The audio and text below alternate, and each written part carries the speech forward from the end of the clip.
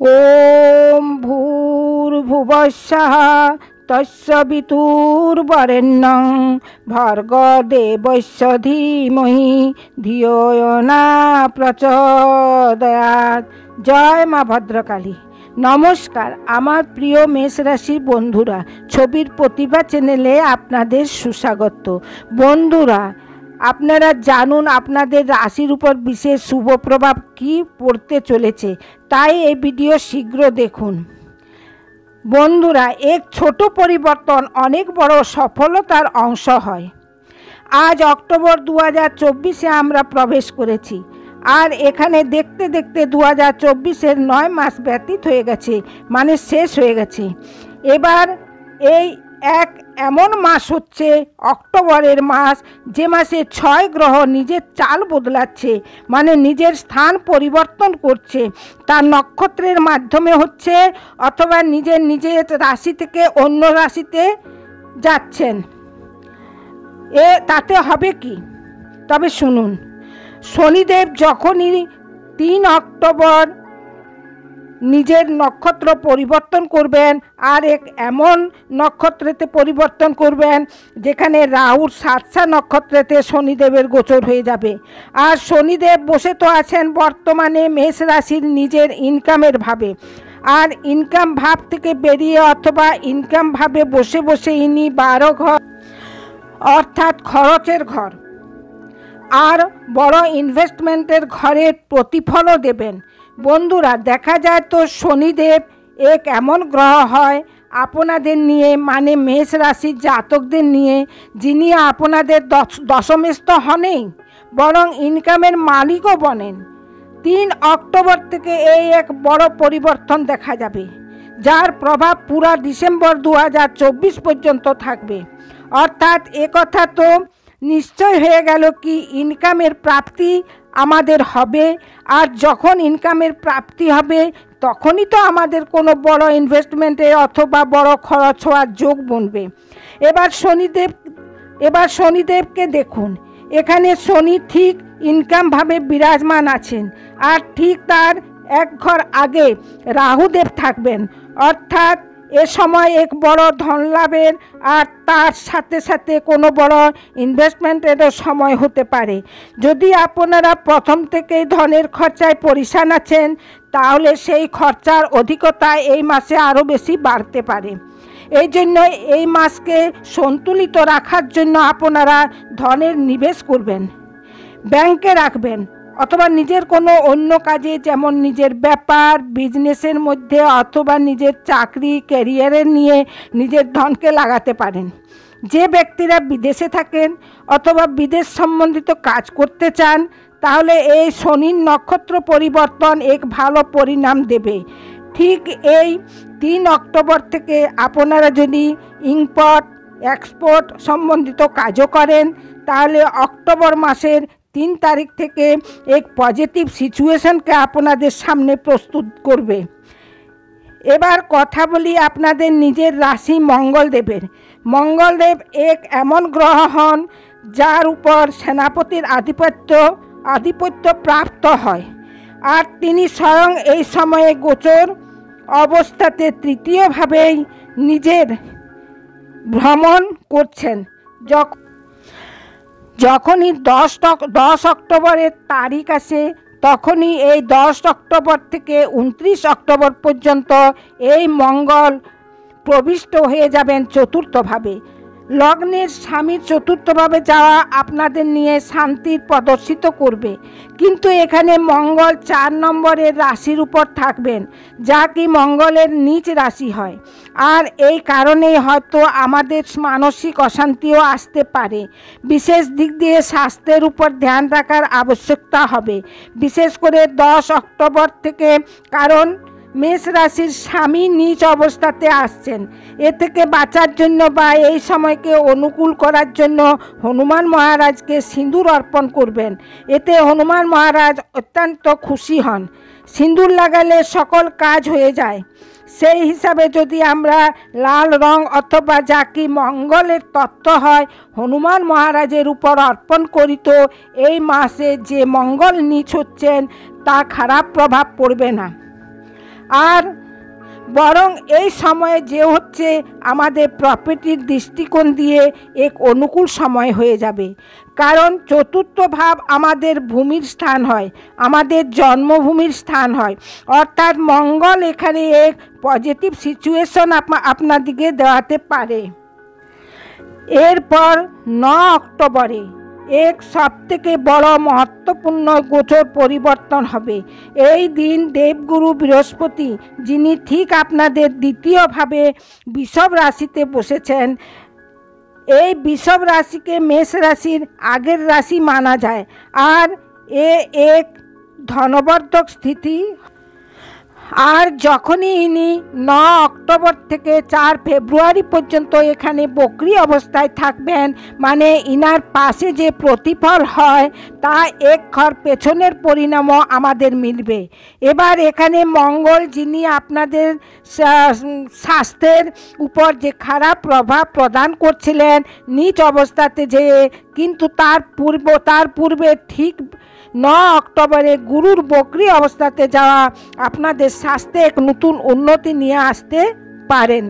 পয়সার দৃষ্টি কোণ দিয়ে এক অনেক প্রভাবশালী এই গোচর হবে। কারণ কোনো এক গ্রহ যখন বক্রি হয়ে যায় তখন নিজের পজিটিভ অথবা নেগেটিভ পরিণাম আমাদের অনেক মজবুত প্রদান করেন। তাই এই হিসাবে গুরু যখন ধনভাবে হচ্ছেন, অর্থাৎ আর্থিক দৃষ্টিকোণে এক মহত্বপূর্ণ সময় হবে, যা পয়সার লেনদেনের নিয়ে এক মহত্বপূর্ণ সময় হবে। কোথা থেকে ধনের প্রাপ্তি হওয়া, কোনো নিজের ধনের নিবেশ করা অথবা ধনের বড়ত্বরি করা, কোনো ইনক্রিমেন্ট হওয়া, কোনো প্রমোশন হওয়া, কুটুমদের সহিত জোড়া স্থান হয় এই দ্বিতীয় ভাব। এই জন্য কৌটুম্বিক বাতাবরণও এই সময়ে অনেক মহত্বপূর্ণ থাকবে। কুটুমদের নিয়ে আমরা কোনো নতুন অথবা ভালো কাজ করতে পারি।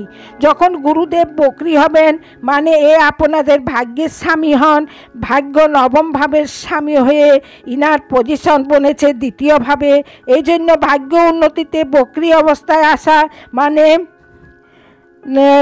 পাল্টে যাওয়া। যেমন আপনাদের যে বর্তমান স্থিতি চলছে ভাগ্যের নিয়ে, তাতে যদি কোনো প্রবলেম হয়, পরেশানি হয়, তাহলে এই বক্রিত্ব অবস্থা আপনাদের ভাগ্যকে পরিবর্তন করবে। আপনারা ভাবতে পারেন, কারণ এই দেবগুরু বৃহস্পতির নিকট এক ঘরের দায়িত্ব আরও আছে, যা এই 9 তারিখ থেকে শুরু হয়ে যাবে, আর তা হয় 12 ঘরের স্বামী। এবার 12 ঘরের স্বামী যদি ধনভাবে বক্রি হয়ে যান, তখন আমি পুনরায় আবার বলবো কি, ধন খরচার উপর আমাদের নিয়ন্ত্রণ রাখার আবশ্যকতা হবে, অথবা কোনো নিবেশ করতে পারেন নিজের ধনকে সুরক্ষিত রাখার জন্য। কারণ ধনের প্রাপ্তি তো এখানে হচ্ছে, একদিকে ধনভাবে দেবগুরু বৃহস্পতি বক্রি হয়ে যাবেন, তার উপর ইনকামভাবে শনিরও বক্রি। এবার রাহুর প্রতিফলও দেবেন, তো আর্থিক স্থিতি মজবুত থাকবে। কিন্তু আমাদেরকে কিভাবে ওই পয়সার ম্যানেজ করতে হবে আপনাদেরকে ভালোভাবে বুঝতে হবে। এরপরে আগে যে প্রভাব আসবে ঠিক 13 অক্টোবর পর্যন্ত যে সময় হবে তা বিনশের হিসাবে, শুক্রের হিসাবে অনুকূল হবে। কারণ এক মালব্য নামের রাজযোগ বানিয়ে ঠিক সপ্তম ভাবে বিরাজিত হবে। যখনই 13 অক্টোবরের দিন আসবে আর সন্ধেবেলার সময় এই শুক্রাচার্য মহারাজ এক ঘর আগে প্রবেশ হয়ে যাবেন। আগে এক ঘর জানা অর্থাৎ এই স্থান সপ্তম ভাবের স্বামী অষ্টম ভাবে যাবেন। তাই দাম্পত্য জীবনের উপর আমাদেরকে ধ্যান রাখার আবশ্যকতা থাকবে। এই সময়ের মাধ্যমে স্বামী স্ত্রী একসাথে মিলে নিজেরা এক অপরের প্রতি সহযোগের ভাবনা রাখবেন। কোনো প্রকারের কোনো টেনশন আদি যেন না হয়, আমাদেরকে ধ্যান রাখতে হবে। কারণ এখানে গ্রহ সপ্তম ঘরের স্বামী অষ্টম ঘরে যাবেন, আর ওখানে শুক্রদেব আপনাদের দ্বিতীয় ভাবের মালিকও বনেন। এই জন্য নিজের কথাবার্তার উপরও আপনাদেরকে নিয়ন্ত্রণ রাখার আবশ্যকতা হবে। হতে পারে আপনারা কাউকেও কোনো খারাপ বলতে চান না, কিন্তু যদি আপনারা সামান্যভাবেও কাউকে কিছু বলে দেন আর তা সামনে আলা খারাপ মেনে নেয়, তাই এর ধ্যান আমাদের রাখার আবশ্যকতাও হবে। বন্ধুরা, এর আগের গোচর হবে ঠিক 17 তারিখে। 17 অক্টোবরে সূর্য তুলা রাশিতে গোচর করবেন। একদিক দিয়ে তো সূর্য গ্রহণের যোগকে সূর্য ছাড়বেন, আর দ্বিতীয় দিক দিয়ে তুলা রাশিতে গোচর করবেন নিজের নিচের রাশির উপর। এবার দেখুন, এই মাসে দুই গ্রহ নিচ থাকবেন। এক আপনাদের রাশির স্বামী মঙ্গল, আর দ্বিতীয় সূর্যও চলে যাবেন সপ্তমভাবে। তাই এক ভালো কথা তো এই হবে কি, ব্যাপারে এক নতুন প্রতিষ্ঠা, এক নতুন জাগরণের প্রাপ্তি হবে, এক নতুন আশার আলো দেখতে পাওয়া যাবে আমাদের কেরিয়ারে। কিন্তু এখানে সূর্য এক ভালো পজিশনে হবেন না, এই জন্য আমাদেরকে অনেক প্রয়াস করার আবশ্যকতা হবে। নিজের কেরিয়ার, নিজের বিজনেস আর নিজেদের দাম্পত্য জীবনে নিজের চেষ্টাকে আরও বেশি বাড়াতে হবে। তখনই এই সূর্য আপনাদের ইনকাম বের করে দেবেন। আর এর নিয়ে অনেক ভালো উপায় হবে। ভগবান সূর্যদেবকে প্রতিদিন প্রাতঃ জল অর্পণ করবেন, গায়ত্রী মন্ত্র জপ করে দিবেন, যা আমি ভিডিওর প্রথমে আপনাদেরকে লিখে দিয়েছি। আর সূর্যকে প্রণাম করবেন, ওম সূর্যায় নম বলে জল অর্পণ করবেন পূর্ব দিকে মুখ করে। যদি আপনারা প্রাতঃ উঠতে না পারেন, তাহলে যখনই উঠবেন স্নান করে তখনই জল অর্পণ করবেন, মানে প্রতিদিন করবেন, একদিনও বাদ দেবেন না। ভগবান সূর্যদেবকে জোড়হাত করে প্রণাম করবেন। আপনাদের এক প্রার্থনাই, আপনাদের এক প্রণামই বড় থেকে বড় পরিণামকে বদলে দিতে পারে। আর সূর্যের এই প্রভাব পুরো 1 মাস পর্যন্ত থাকবে, মানে 17 অক্টোবর থেকে 17 নভেম্বর পর্যন্ত। বন্ধুরা, এরপরে যে আগের গোচর পরিবর্তন হবে তা 20 অক্টোবরে।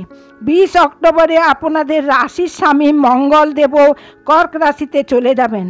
আমি এর পূর্বে বলেছি কি, আপনাদের রাশির স্বামী মঙ্গলদেব তৃতীয় ঘরে আছেন, আর তিনি চলে যাবেন তৃতীয় ঘর থেকে চতুর্থ ঘরে, যা নিজের নিজ রাশিতে পুনরায় প্রাপ্ত করবেন।